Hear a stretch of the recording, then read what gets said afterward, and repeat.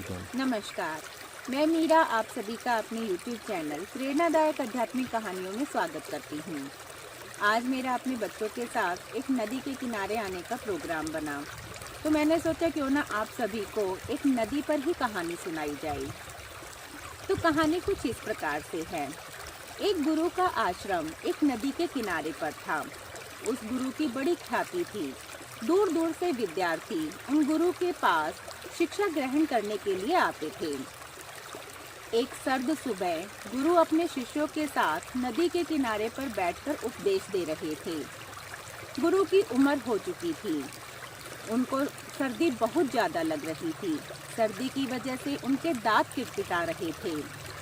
इतने में ही बच्चों ने देखा कि नदी में से एक काले रंग का कंबल बहता हुआ चला आ रहा है।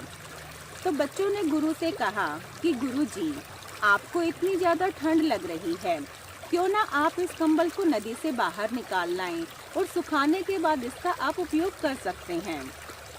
गुरु को भी बात जमी और वे अचानक से उस नदी में कूद पड़े उस कंबल को लाने के लिए।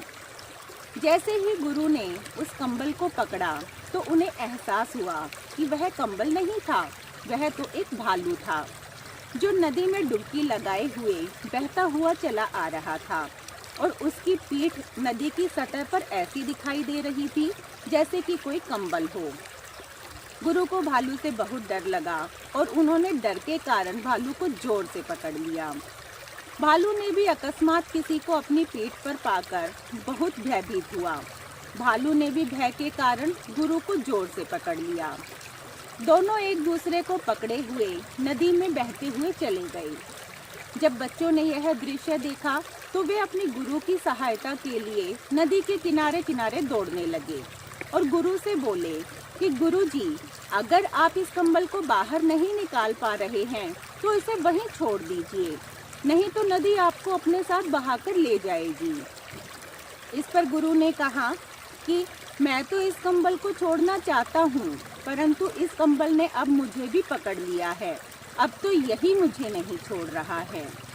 जिस तरह गुरुजी ने स्वयं ही उस भालू को पकड़ लिया था किसी प्रलोभनवश कंबल समझकर, उसी तरह से हम इंसान भी अपनी सभी मुसीबतें स्वयं ही किसी प्रलोभन, किसी लालच में आकर अपने आप ही पकड़ लेते हैं और फिर उन मुसीबतों और उन झंझटों में ऐसे फंसते चले जाते हैं कि चाहकर भी उनसे छुटकारा नहीं हो पाता।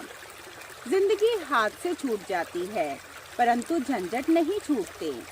यह सब हमारा ही फैलाया हुआ जाल है जिसमें हम फंसे हैं। आज के लिए बस इतना ही।